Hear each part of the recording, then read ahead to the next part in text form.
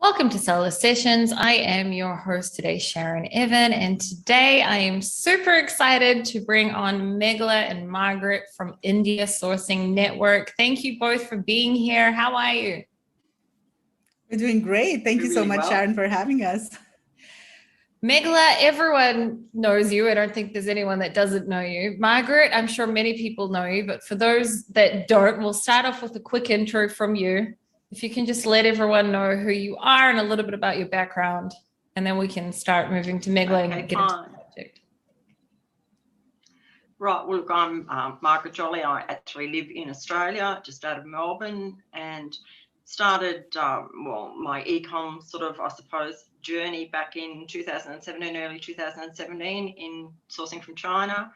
On our way to China to find some more products, we stopped off in Hong Kong and ran into an Indian supplier in one of the halls and fell in love with their products and the family, and the rest is history. We got to Canton and went, we don't really need to look here anymore. So we did a bit more looking around Guangzhou than doing the actual sort of fair, I think. And look, from there on, we just moved into sourcing from India, and we've had a great relationship with our supplier there, great products, and just then, of course, we ran into Meghla and through our connections in India and did the India sourcing trip with Meghla, and then we couldn't go anymore. So the rest is history. Now we're here doing what we're doing online. I'll let Meghla tell her the rest of the story.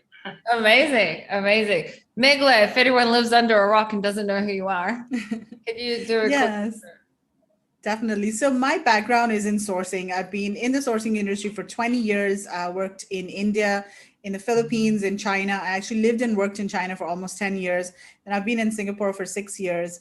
And I worked for global sources most of my career, almost 20 years. I'm still working with them on some projects. I'm consulting with them. And maybe 3 or so years ago, I started focusing on sourcing from India and helping Amazon and e-commerce sellers source products from India. Started with India sourcing trip in 2019. And of course, 2020, we couldn't do the trip anymore. So we started doing virtual India sourcing show where we were interviewing suppliers in live webinars. And then just one thing led to another. And we had this, community of sellers who wanted to source from India, and they were asking for resources. So we started putting things together, and we had so many different resources and videos. And finally we thought, okay, let's just put all of them on a website. And that's how our website, indiasourcing.net, was born. And here we are today. Amazing. I'm so excited to speak about this subject because I think that it's super, super relevant and something that is important to speak about, because a lot of people think that China is the only place that you can source from, and they'll soon find out that it's not true. So if anyone hasn't understood yet, we're going to talk about sourcing from India, but we're going to focus on sourcing from India in 2021, because I'm sure that there are some changes in the way that you would source today. So that's going to really lead me to my first question, which is, what does sourcing from India look like in 2021? Because COVID is pretty bad there. What does it look like today? And what is the situation like now getting into sourcing from India? So now, today, the situation is actually improving in India in terms of COVID and lockdowns. Like 2 months ago, it was pretty bad. And there were lockdowns in a lot of different cities. And last year as well, when COVID just started and the first wave hit India, the entire country went into a complete lockdown and all factories were absolutely closed. And that really had a significant impact on production and exports. But this year, when COVID hit, and it was pretty bad at the beginning of the year, around March, April or so. Again, a lot of cities went into full lockdown. Production had to stop, and there was a lot of disruptions in the supply chains, and orders were delayed, and people couldn't get their products on time. So there was definitely a lot of disruption. But now we see that things have sort of started stabilizing. Suppliers have opened, factories have opened up, and we see most factories operational now. I mean, there may be some cities that still are under lockdown if there are certain, areas within the city that have a certain number of cases. So there are lockdowns, but overall, production is happening on a sort of normal basis. I mean, there are some factories that have fewer workers, maybe, because the workers went back to their hometowns, they haven't come back. Maybe some factories have a positive COVID case and they have to shut down for a few days and things like that. So there are those sort of disruptions still happening, but by and large, we're finding that production is getting back on track. There are, of course, issues with logistics as well, just as they are throughout the world. But we're finding that it's not as severe as it is in China. Prices have gone up, and Mark can talk a little bit about that based on her own experience shipping out. She did some shipments recently. Prices have gone up, but not that significantly. There are delays in terms of, containers not available.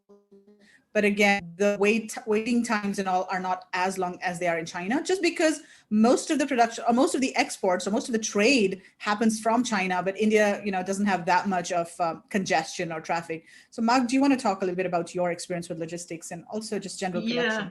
Well, look, with the logistics, at the moment, look, we've been lucky. I had a shipment about, I don't know, probably 8 weeks ago now. And I mean, it went from my factory down to the port in its normal time. And the ships don't go. It's not like in China, there's a ship going every sort of half an hour. I mean, there's Mondays and Wednesdays, the ships tend to leave. So if you're down there in time, I was, in within the week and off on my ship.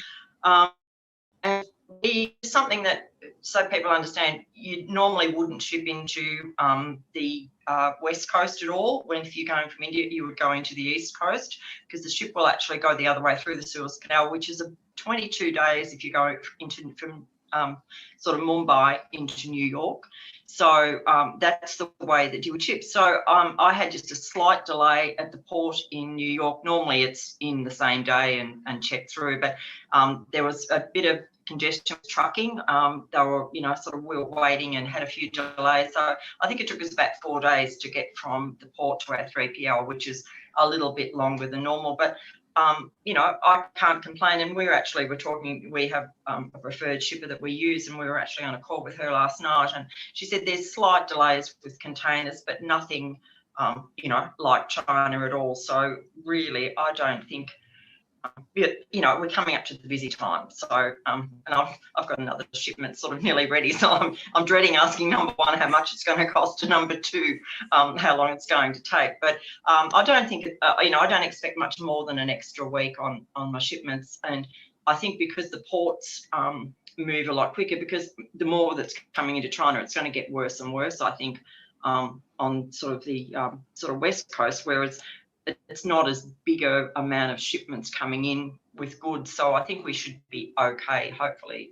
But I like to sort of give my supplier a couple of weeks up his sleeve. So if I want it in there on the 1st of October, I tend to tell him I want it there, mid-September. So you've got a bit of a buffer if something goes wrong. I prefer to have it there a bit early than a bit late.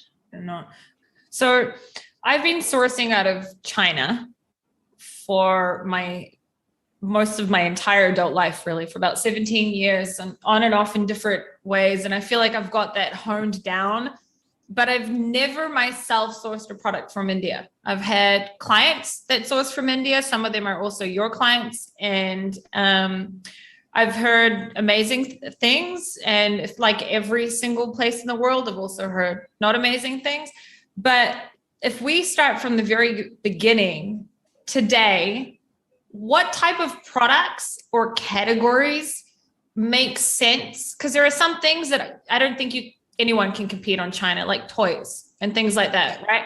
But there are some things that India is really well known for. So what kind of categories make sense in products to actually move to your sourcing to a country like India? Yeah, and that's a really good question, Sharon, because a lot of times, people think that, because I'm sourcing this in China, I should be able to source the same product in India as well. It doesn't work like that. You have to come to India for the products that India specializes in, that India is competitive in. So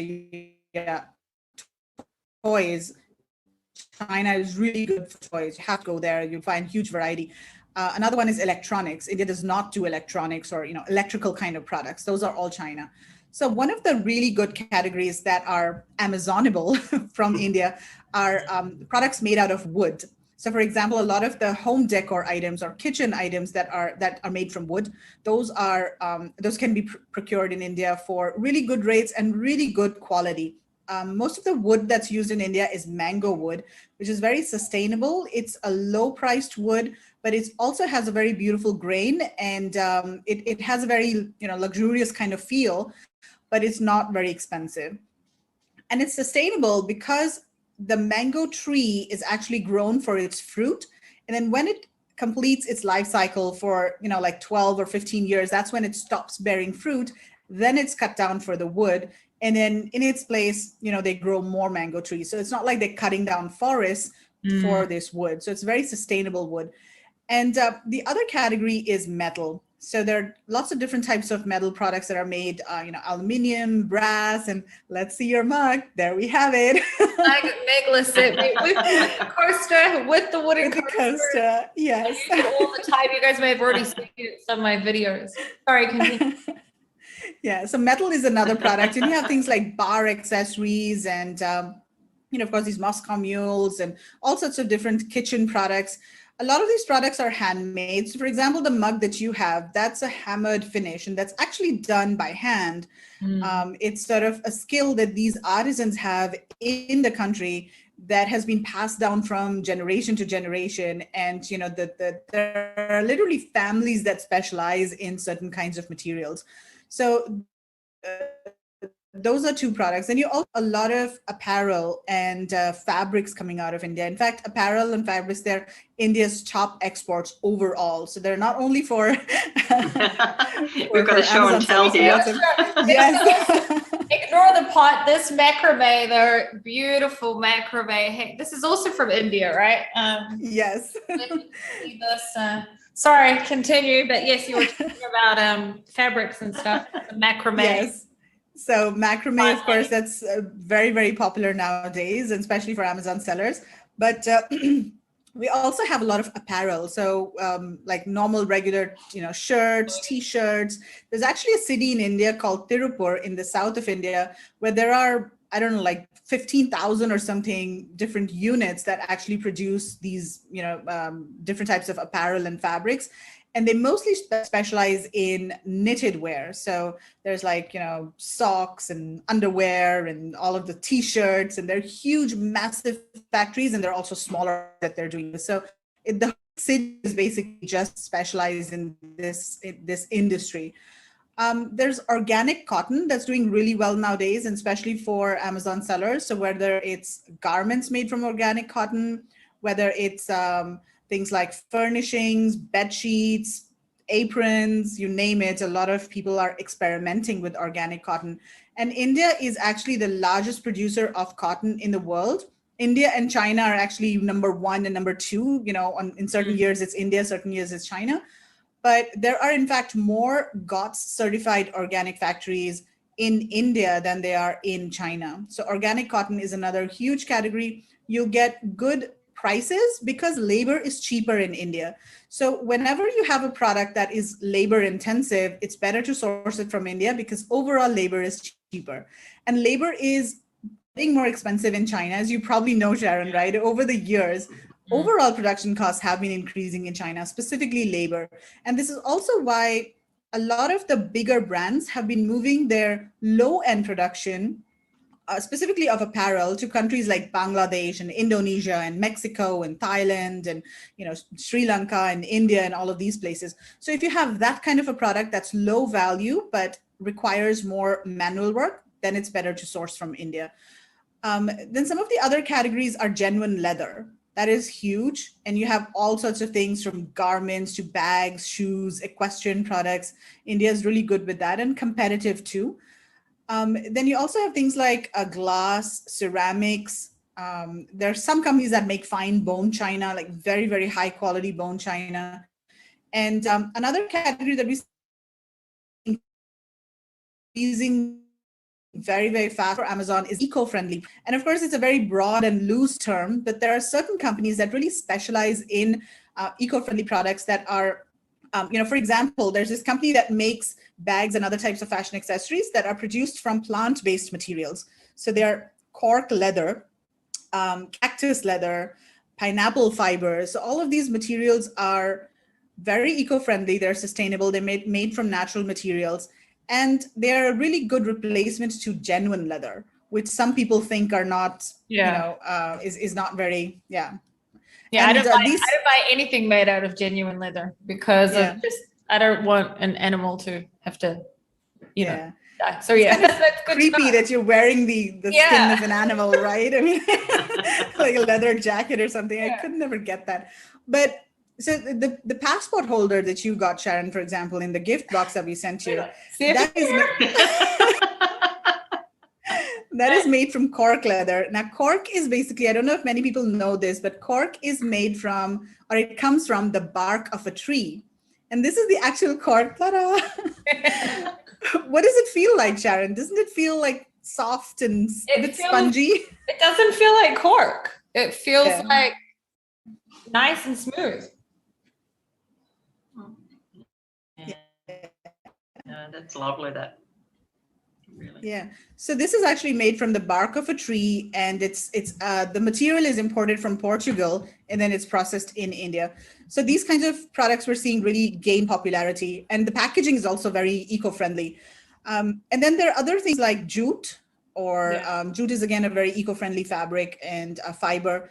And then there's also coir. Coir is basically coconut husk, and you can make different products from coconut husk, and mostly coir is used to make doormats because it's a rough kind of material. So there are these huge companies in South India that produce doormats in like the millions, and one of them is actually the largest supplier of IKEA in Asia, and that's all they do, like doormats made of coir. And they have like a huge variety of doormats. I mean, their catalog is like 200 pages, and they have everything from painted to printed to shaped to, whatever you can imagine. So huge facility there. What other products am I missing, Mark? I'm trying to think of. Just about done them all. Yeah. It's a lot more than what I thought you were going to say, to be honest. I didn't know that there is that much variety in India. It's huge. It's huge once you think about it, and once you look at all of the different regions. Oh, I didn't talk about like baskets and all things that are made from and the weaving, grass and cane and all of those things. India specializes in the natural materials. I think that's something to keep in mind. If you're looking for plastics or like silicone, those kinds of things, China is better. But if you're looking for natural materials, then you might find that it's more competitive in India. And also handmade. That's another thing, or another differentiator really of India, is that a lot of products are handmade. So the benefit of handmade product is, one, you can get better quality because it's handmade, and that you can actually like pay a lot of attention to detail. And the other thing is that you can have a lot of different finishes or elements in one product, because with a machine there are certain limitations, but when something is done by hand, then you can be more creative. One category that I didn't mention that's huge is furnishings. It's massive. There's a city in North India called Panipat that has this history of producing furnishings for, I don't know, hundreds of years. I visited the city myself, and everywhere you see, it's all about furnishings. They have cushion covers, bedspreads, towels, like all sorts of furnishing products, carpets, rugs, mats, a lot of different variety. Carpets is another category, and especially hand tufted carpets. You see those Persian carpets with those beautiful designs and all. So a lot of those are made in India as well, and they're hand knotted and really high quality. Those are the kinds of carpets that you transfer from, or pass from one generation to the other. So you'd find those as the other more mid-range, low-end carpets as well. Okay, I'm going to stop now because I'm going to keep going on otherwise. No, there's sporting goods you haven't touched on as well, which we're looking at. Yeah, sporting goods. Oh, yes, there's sporting goods too. So there's basketballs and footballs and cricket bats. And there's another city that specializes in sporting goods, boxing gloves. We're actually going to feature one of the suppliers from that city on the next boxing gloves. I didn't know that. So wait, you said basketball. I'm actually happy you said all of these, because I didn't even know or consider or think about certain categories that you spoke about, or products that you spoke about, for like to do it, to get it from India, because like I've got people that sell, for example, basketballs and things like that. I didn't even know that India is an option for that. Yeah, footballs, basketballs. baseball bats, all those kinds of things. While you were speaking, a few things came to my mind. The first question I have is, how are Indian suppliers with customization? Are they open to it? Because, one of the things about obviously China is that you can almost make anything. You can customize almost any way that you want. How are Indian suppliers when it comes to customizing things to the way that you want it? They're very flexible. In fact, especially if it's, of course, it also depends on the size of the supplier. Like say it's a very, very large supplier and you have a very small order, you're a small buyer, they would probably not want to customize products for you. But if it's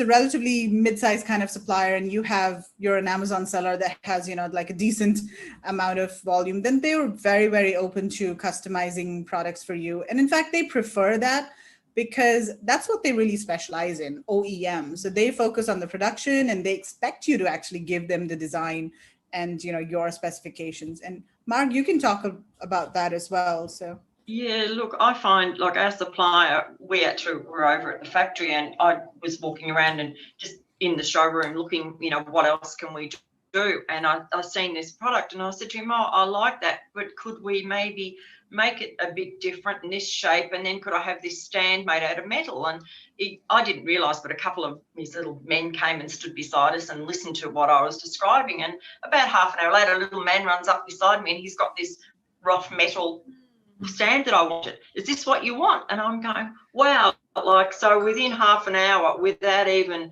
putting pen to paper, I must admit we did sort of change it a couple of times during the process. But so they're really open to doing something different. And I find with our supplier, I'll just say, could we do that? Whatever you want. Yeah, you just tell me what you want and we'll make it the way you want it.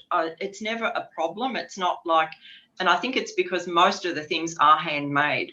They're not on a machine, so it's not a problem for them to change what it is. And like with the factory, we've got, I suppose you'd call it a medium-sized factory. So it's a little bit hard to describe. It's not what you're used to, like with all the big machines and the production line. It's on floors, and like there'll be a room, and there might be the man who, say, if that mug you had a metal handle, he'd be there and he would just shape the handle. So he probably would have done those edge pieces by hand. So they would all be made by hand. And so the family might be the metal people who make handles are in that room. So there might be 4 or 5, the father and the children all working together. And then you go into another room and they're doing a completely different task. So it's all, so they can adapt to whatever you want by just because they sit there and make it by hand. And it's quite amazing how quickly they do it. This is made by hand. Yeah, that's made by hand, yeah. So, yeah, and it's like the more, and people say to me, but how do you get like 1,000 of something? But look, I find that it's not an issue because I'll bring in more skilled trades because that family has probably got cousins and more cousins and, they just tend to bring the family into the fold, into each sort of area where it's busy. And like polishing, see, I find they do, or everything's hand polished. All the blades of, say, knives and things like that are all hand polished. So, and I feel awful because I've seen the man there for ages going polish, polish, polish with this rag and looking at it and polishing it again. And then I'll say, can I have 1,000 of those? And I go, oh, that poor man's got to stand there. Like it's sort of amazing when you stop and think that now I tend to think, oh, every time I give them an order, oh, somebody's got to do all that. Whereas where it comes out of China, it's just, press the button and they're all there at the end of the day. So I think, it's easy for them to change whatever you want because it's can be just, learning what style you want or what shape you want or, with anything. How are they with mass production? So let's just say the product goes, scenario, I sell this, it goes amazing, does really, really well. And now I need to pump out 5,000 units a month. How would they handle, and something like that specifically? So there are a couple of things to keep in mind. First of all, because this is a handmade product, it does take time. So you would have to plan ahead of time and make sure that you give enough time to the supplier. And there are a couple of different ways of doing this. One, if you see that the supplier doesn't have enough capacity, then you can look for another supplier in the same city. So you can get the same, product made at different factories and going out at the same time, or you can sort of coordinate that, but don't depend entirely on one supplier. The other thing is that you have to choose the right supplier, because there are all types of factories in India. There are 10-man operations, and they're just working in like a workshop that, the 2-room workshop or something.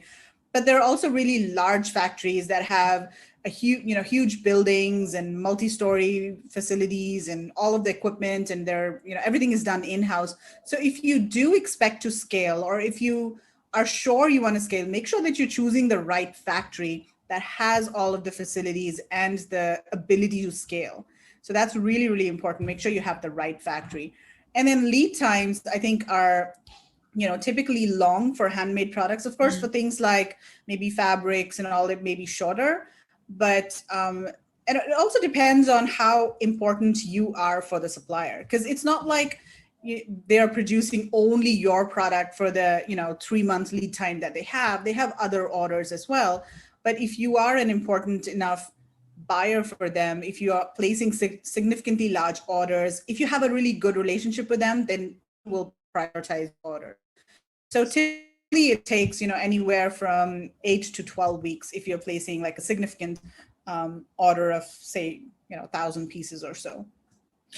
And then how are Indian suppliers, when it comes to like having a system in place of communication, putting in the purchase orders, etc.? Chinese suppliers of today got that honed down pretty well. Because I asked these types of questions from feedback from people that I've worked with, where they've said that there are certain suppliers in India where it's a little bit like it's not as professional, the whole communication side of things, etc.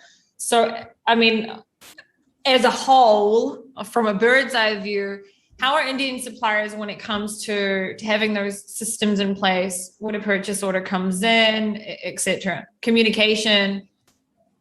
There are 2 types of Indian suppliers. One are companies that focus on the export market. They're export-oriented companies. Majority of their production is done for exports. They exhibit in overseas trade shows. They deal with overseas buyers on a regular basis. They are members of the Export Promotion Council for handicrafts or other export promotion councils. They, they have foreign buyers visiting their factories on a regular basis. So if you're dealing with that kind of factory, you will have fewer problems, fewer issues. They understand the process. They understand the whole process of purchase order and invoice and all of those things. So if you're dealing with that kind of factory, you should not have an issue. And the process is pretty much the same. So you contact a supplier first, and then you talk about their capabilities, see if the supplier is good for you, if they can make the product. Then you go into sampling. They do a sample for you, and depends on how much customization you want and everything. And then you place the order. First, you send your purchase order. You make sure they understand the specifications. Then they send you the pro forma invoice. You make an advance payment, and then they go into production. You do the final QC, or maybe even a midline QC. Make sure everything's good, and then the product goes out. So the process is pretty much similar to what it is in China. But the problem that people face, and this is like 99% of the time, is when they are not dealing with these kinds of suppliers. There are a lot of factories in India that are not export focused. They don't even have export licenses, and they have not exported at all. They're mostly catering to the domestic market, because the domestic market in India is huge. There are 1.2 billion people. And a lot of the products are coming from China, like the daily use, low cost products. But a lot of the products are also being manufactured in India. And so when people deal with these suppliers, that's when they have issues. That's when they have quality issues, delays, and miscommunication, or lack of communication or unprofessionalism. So you've got to be very, very careful about the type of supplier that you're dealing with. Is it normal to have agreements in place with an Indian supplier? So for example, not only that, IP is a huge problem when it comes to sourcing from China. How is that? Is it an issue in India? And not only that, if I've now created I'm making up a scenario, this cup, this poor cup, I'm going to talk about it so much. Let's just say I make this cup, this mug, and then I want to customize it in a certain way. And I don't want them to make, something similar to like that for anyone else. Is it normal to have an Indian version of an NNN agreement, for example, with an Indian supplier? Are they needed? Is it important to protect it's important to protect your IP all the time, but how important is it with India is my question. It is important for sure, especially if you have a very unique product and, customized kind of product. And there is, of course, a chance that your Indian supplier might, copy the product, but there's a higher chance that there'll be a seller on Amazon who sees your product, and then he goes to the Indian supplier or any supplier and say, hey, copy this product for me. And for the supplier, they don't care. It's not their responsibility to check if that product is patented or anything like that. It's your responsibility or the buyer's responsibility to do that. But in any case, you should have an NNN if your product is unique. If you're just making minor changes to something that's already available, you don't want to do that. And you can sign an NNN even before you start talking about sampling and other things, and before you give them your designs. Then you can also have, and we have an NNN template in our Facebook group that we give to people that they can just modify, because NNN is a very standard kind of document. And then there's also contracts. So once you start placing larger orders with a supplier, or once you have, you're sure that you're going to have like a long-term kind of agreement, you should get a lawyer-approved contract made, and get the supplier to sign the contract. The advantage of having contracts in India is that they are all in English. So whereas in China, you have to have a bilingual contract for it to be admissible in law or in court. But in India, because the legal system is all in English, you can actually have your contract in English. And there are really good lawyers available to you in India. So you don't have to, get a lawyer elsewhere. Just find a lawyer in India. And we have a couple of recommended lawyers in our group as well. And you just talk to them and say, I want a supplier contract. These are the things I want in the contract. And the lawyer will draft a contract for you that's, legally admissible in court in India. And you sign the contract with the supplier. So it's very common to do that. But a lot of Amazon sellers, I find, because they're just starting out, they have very small orders. They just, depend on the purchase order, and they don't really sign a contract as such. But I think when you're placing small orders, it's probably not needed, because a contract is more for a long-term, relationship or partnership with the supplier. But for a one-off order, maybe not. I don't know, Mark, do you have a contract with your supplier? Yeah. No, but we have an agreement that anything that we've actually designed ourselves, so anything that's not already in like their showroom or in production, that they won't give that to any other buyer unless we agree that we no longer require it, or we would give permission for them to duplicate it, which we obviously probably wouldn't do. But I think because each supplier, I suppose, it's not like going onto Alibaba and there's, this plate or this thing and it's there 1,000 times. Each factory seems to have their own look, I suppose you would call it. So you don't get the exact same. You might get something made out of wood or metal, and it might be the same bowl or a jug or a vase or something, but it'll have a totally different spin to the way they actually make it. It might be in the design, the way they do the materials and things like that. So I think it's sort of a lot easier to get more unique things. And the other thing is, because it's all not so public, what you have to usually go to the supplier and ask for their catalogue. So it's not, that you can just go and look at and see what the whole of India makes. So that way you can get, I think, something that's a little bit more special. And look, we've been selling for 4 years and virtually none of our products are like all over Amazon. I mean, I've found a little bit similar of a couple of our items, but most of them, you just don't see the exact same thing. It's, they're quite unique compared to even other Indian products. So I think in that respect, you get a lot more uniqueness, and that leads to what we like is being able to do a decent brand story. So, in your A+ content, you can lead into having a story about the uniqueness. Like our factory actually goes back to 1880s, and it's like, we've met the grandfather and the whole business. So I think, whereas, what do you put in a brand story from China? it's a little bit difficult. Whereas, you know, you can either do the history of the factory and the story of the family, or you can go into the co-ops, you know, and go back in and get, you know, a photo of the ladies in the village, you know, making a basket or something like that. So I think then you can command a little bit better price because you've got a unique product that's been handmade, and this is the lady that physically made my product. So I think a lot of people are tending to go that way, to, you know, perceive a lot more value in a product. So, and that's what I like about India, that, you know, we got copied our first product in China. You know, she said, "Oh, that's a great idea," and I mean, with 8 weeks later, it's sitting beside me on, you know, Amazon. So, you know, and I think, well, we've sort of spoken to a lot of Indian suppliers, and they're not really interested, I don't think, Meghla, are they, in actually getting involved in Amazon? You know, they want to just produce goods and want us to do, you know, they know it's a bit harder, and I think, you know, they specialise in what they do, whereas I think China want to actually get onto Amazon, and, well, we know they're getting onto Amazon. If they want to, they're there. So, but you don't really see a lot of, I think I've only come across about 2 Indian suppliers that we've come across that I know of that are actually got any products, you know, on sort of, you know, on and Amazon. even if they've got products on Amazon, it's not like they're spending a lot of, you know, money on marketing, and they've got big teams and things like that. So the couple of suppliers that we know, Mark, they just, you know, they've got their brand, they've put their products on Amazon, and they're probably selling a bit. But it's not like in China where, you know, these manufacturers have got massive teams of people that are really focused on, you know, selling on Amazon very aggressively. Yeah, e-commerce. So we're not seeing that. I mean, it might change down the line, you know, they might realize that, oh, D2C, you know, it's very attractive. Let's forget this manufacturing. Let's produce our own products. You never know, that might happen. But as of now, we're not seeing that. What about when it comes to, so the way that I work with my suppliers, and I currently source from China and from Poland. That's where I mostly source from.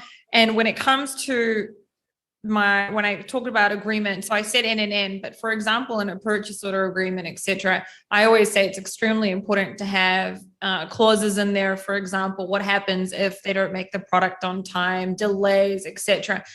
Now, in China specifically, because of the culture, there are certain times and when it's right to bring these types of contracts in, because of the fact that it is important to, you know, like the relationship and trust, etc. in China is something very important. How is that in India? So the follow-up question is going to be about how to communicate with Indian suppliers. But is it normal to then come in on your first order, have a purchase order agreement in place where we talk about quality control, we talk about what happens if they don't make the product on time, which happens a lot from my experience of working with people that work with Indian suppliers, right? And not because I haven't done it myself yet. So is it normal to come in on a first order, for example, and say, you know, I'd like to have a clean, in-depth purchase order where it talks about that kind of stuff? Is it okay to speak about that from day one? Absolutely, yes. And you should definitely do that. You should definitely have everything outlined in the purchase order. You know, what, first of all, delivery lead times that need to be very clearly, you know, spelled out. And then also what happens when things go wrong. So let's say if the inspection fails, you know, the first inspection, let's say it fails, what happens next? Will the supplier pay for the second inspection? Will, you know, the buyer pay for the second inspection, and then you will deduct the cost of the inspection from the payment? What happens if there are delays beyond a certain limit? You can actually put in penalty clauses. So if the delay is beyond so and so, then, you know, whatever, 1%, 2% of the price will be cut. Definitely you can do that. There was this one buyer recently, and he's like sourcing containers from India, and there was a delay at the factory because of COVID and all of those things. And this buyer really needed his product, and he said, he told the supplier, it's your fault that you've had all of these delays. I'm going to lose sales. The supplier air shipped a container worth of products on his own expense.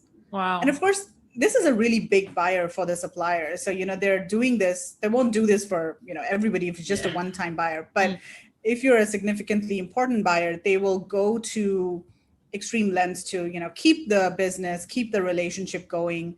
And but yeah, to answer your question, it is very, very important to spell all of those things very clearly in the purchase order. And not only just, send it over by email, what I always suggest is get on a Zoom call with the supplier and make sure that they understand each and everything that you expect. And is that normal? Double check and double clarify. In India, and with my Chinese suppliers, we hop on WeChat and we have, I do video calls on WeChat. Is that normal to do with an Indian supplier? Is it normal to hop on a Zoom call and speak to them and show them, and this is what I want, etc.? Is that acceptable and normal? Yes. Yeah. Mark, do you want to tell? Yeah, look, I think, what we advise, especially even with samples, that people, don't waste time getting a sample set until they've, looked at it maybe halfway through, jump on a Zoom. And I find the Indian suppliers will hop on and off Zoom really, readily. We just say to our supplier, if you've got 5 minutes, Neil, just hop on the call, and we can have a look at something. And I think if you do that and you get that communication going, that it opens up, I think, a bit of a trust. And I mean, talking to people face to face, you feel like you know them even if you haven't met them. I think it makes a lot of difference. So I don't think that it's really difficult to communicate with them either, obviously, because the language they speak. I think when you first start speaking with the Indian culture, a lot of the suppliers talk a lot faster. So people might struggle for the first couple of months, but once you've spoken to your supplier a few times, you'll get used to that. And I think if you can see their face and watch their lips moving, it's a lot easier to understand what they're saying. So I'd advise that people, number one, do their sample checks and only get that golden sample. But basically, when they're really happy and, except for touching and feeling it, they can see it's what they want and, look at the inside, the outside, check their packaging, whatever. And the same with production. I mean, it's quite simple. Can you go out in the factory and show me where you're at with my product? Are you really making it? Can you just take the phone out and, jump and we'll have a look? Or you can do that all along. And I've never had our supplier, whatever we ask, if I say, can I have a look at something? He'll just go, yeah, look, I've got that one ready to ship. I'll open the box and show you what, how it's been packed today. Because we'll just do a bit of a spot check and say, can you go out and open half a dozen cartons for me? And just show me, and they'll just set the video up and off they'll go and they'll open 6 different cartons and show you what. So it's not uncommon, I don't think, that and they're used to that. I mean, our supplier does a lot of work with Germany as well as America, so they're used to dealing with quite big buyers as well. So I don't think many people, but once, as Meghla was saying, if you get the little 2-man show, that's where you come unstuck again. You've got to have someone who's used to doing the exports. They know how to do a shipping carton, they know how to do a packing list, they know how to do all these things, and that's the important thing. And what paperwork we need for bringing wood in, you need the Lacey Act, or if you need FDA paperwork, all those. Our supply, we don't have to say to him, are you going to do all that? It just happens now. I just know it's all going to be ready. Or if I want an insert put in, or he organises my boxes, so he knows sort of how do I want it, and he'll go away and work with the boxing sort of manufacturer and come back and say, we think this is the best idea. What do you think of this? Are you happy with that? So I find that so much for me. I think, and people say to me, do you go in and negotiate for a discount? And I go, he does so much for me. I wouldn't, because I mean, he's responsible for everything, and he does everything that I, don't have to go on and say, have you put the barcode on? I know it'll be there. It's all just done. So I find that, they're really easy to deal with. We've had a lot better experience than we had with China. Because we found even box dye lines, they couldn't read. We ended up once with a box that was, I'm not joking, twice as high as it was supposed to be. We'd had dye lines done in America and sent them over and said, you're right, yep, no problem. And then the girl rang us and said, I've got on a WeChat and said, your box is very big. And we went, no, it's perfect. It's a display box. Well, it was very big. Instead of being this high, it was this high. So we shipped 3 inches of air. Wow. And they couldn't read the dye lines, but they wouldn't confess. So they just made what they thought. So, those sort of things, whereas it doesn't happen because I think they, can understand what you want, and, they can read dye lines, and all those things seem to work a lot better. what does like, how is one, I don't know, for example, I know Chinese culture very well, but I don't know Indian culture very well. And I think it's important to know how to communicate. So what is the normal way to communicate with an Indian supplier? So for example, in China, we usually move to WeChat, for example. So how do you usually communicate? What's normal when it comes to India? So the first communication you would typically do by email, hi, I'm so-and-so, whatever introduction, or you would maybe send them a message via a platform or something like that. That's always usually the first point of contact. And then you go to WhatsApp. So in India, WhatsApp is very, very popular. And it's advisable to go to WhatsApp because they're more responsive over there. However, you also want to make sure that you're not communicating important issues on WhatsApp and just leaving it there. So for example, if you want to make a certain change in the number of pieces you've ordered, or certain changes in the product specs, for example, you always want to officially send an email with that information all in one place, that, hey, this is what I need, and these are all the things that we discussed on WhatsApp. So you want to always formalize all WhatsApp discussions, especially if it's related to the order and prices and specifications, things like that. But it's mostly WhatsApp. And sometimes suppliers won't reply to emails very promptly. That's a complaint that we usually get, and we face the same thing because we contact suppliers to feature them on our website and they won't reply. So then we get on WhatsApp. We do contact them on WhatsApp if they don't reply to our messages. And there are lots of different things that happen. A lot of suppliers, they get a lot of spam email or a lot of emails from people who are not really serious about ordering, or they're just kind of shopping for prices. So Indian suppliers, I find, are very cautious of that, and they're more selective about the people that they work with. So, that's one of the reasons they won't promptly reply until you write a very nice professional email and you communicate clearly who you are, what you want. And if they see that there's a match, then they will, be more likely to respond faster.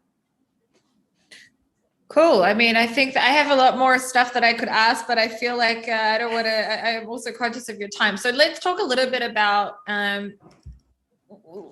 what your network today. You've built the India sourcing network. You've also got the sourcing from India Facebook group. But what is the India sourcing network doing today to help sellers to find suppliers?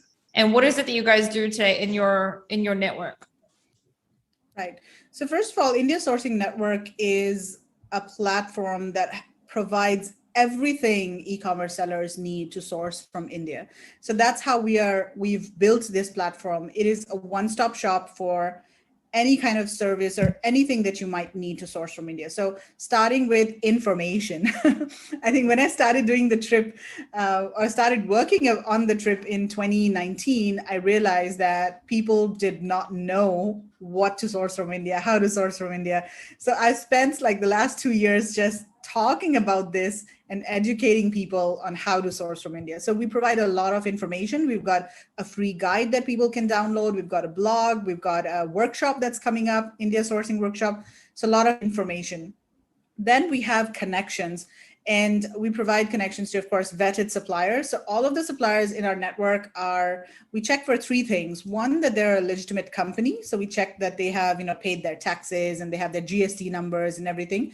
Second, we check that they are manufacturers, because we don't want to feature trading companies or merchant exporters. So they should have some sort of facility to either manufacture products, or if they're not manufacturing, because some people in India, they actually outsource production to artisans that actually do work in their homes or maybe in community centers.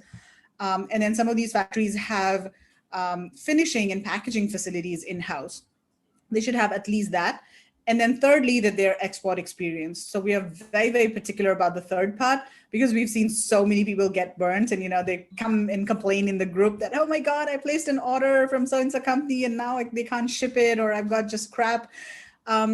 So that's the other thing. And then we also provide connections to all types of service providers that you might need. So whether it's sourcing agencies, inspections, lawyer, photography in India. There's an Amazon photographer that we've found. What else, Marg? What else we have? Logistics. We've got logistics, logistics. 3PL. Sourcing agents. Yeah.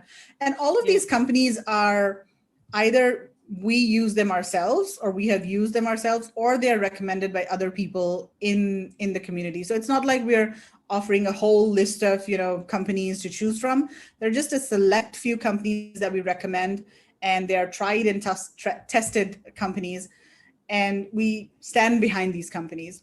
So for example, the inspection company, I mean, we've been looking for, a good inspection company for a long time, and we finally found this really good company in India that they've been working really well with everybody. And the first thing that this company does when they get a client or get an email is that they get on a Zoom call with the client to try to understand what their needs are. And they're so professional. Everybody's like very, very happy with this company. So we've got really good companies in terms of, the service providers that we have in the network. So that's what it basically is. It provides everything you need to source products from India.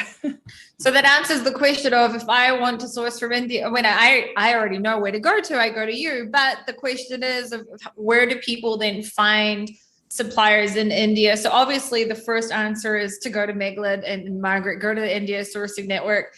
The second option is what? So like global sources and those types of places. If someone for some stupid reason decides not to come to specifically you, but let's just say, what would be a second option? Where do people then find Indian suppliers? Yes. So there are a couple of different major supplier directories, Alibaba and Global Sources. Those are the two export focused directories. And I would always start there. So both of these companies have offices in India. I started working in Global Sources in the year 2000 in India. And so they've been in India for like 25 years plus. And they are very actively recruiting suppliers from India. So there are quite a significant number of Indian suppliers on both of these platforms.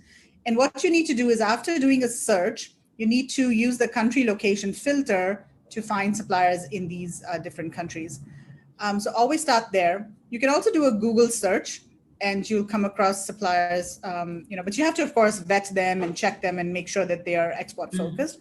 And the other thing is that there is a fair that's organized in India by the Export Promotion Council for Handicrafts. It's called the Delhi Fair. It's held in Delhi twice a year. And that's the fair we usually go to for India's sourcing trip. But now they're doing a virtual version of that fair. And so you can just do a search for Delhi Fair Virtual, and you can download the supplier directory. And that is a very high quality list of suppliers, because all of those suppliers are export focused, because this is an export promotion council and non-exporters cannot be part of the council. So it's a very good place to start, and really high quality suppliers over there. Of course, not all may be manufacturers. There may be some trading companies or merchant exporters as well. So you just need to be careful of that. And in fact, they have a jewelry show that is ongoing right now this week. So if you want to source for jewelry, then just search for IFJAS. It's called Indian Fashion and Jewelry Show, IFJAS. And you can download the directory and meet with suppliers online as well. The one place not to go is India Mart. And I have been telling, and Marg and I both have been telling people about this for so long, but still people go to India Mart. But we want to just warn people that there are a lot of good companies on India Mart, but there are more non-exporters and companies that are wholesalers, traders. They're actually importing products from China and selling to the domestic market. Even the prices on India Mart are in Indian rupees, they're not in US dollars. Whereas on all the export focused directories, they will always mention the prices in US dollars. So avoid India Mart, please, we request you. That's actually a great question that I didn't ask, is what currency do you usually pay Indian suppliers? So it's US dollars is how you would usually pay suppliers?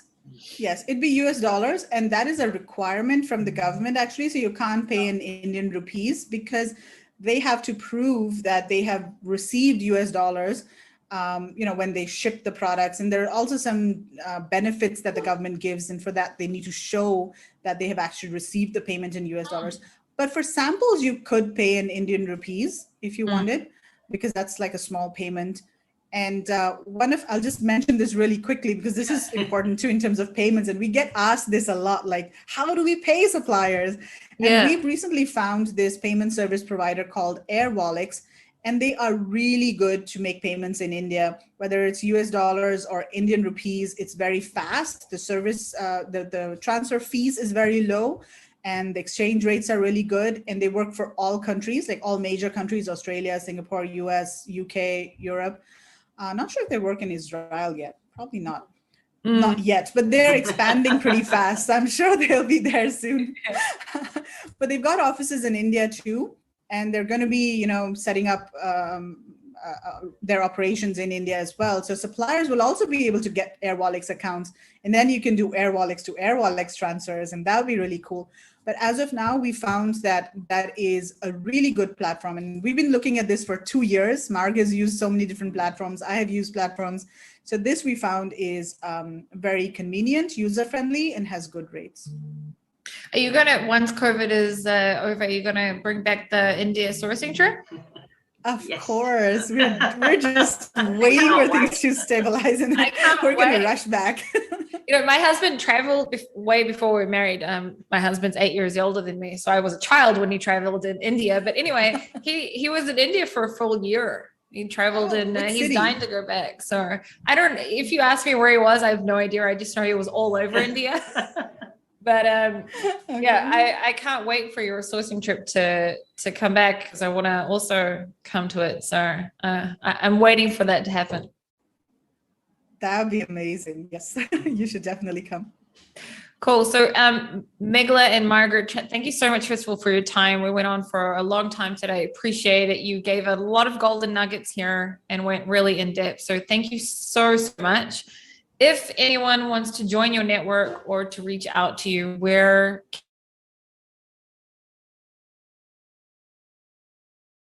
can they? In our Facebook group. So if you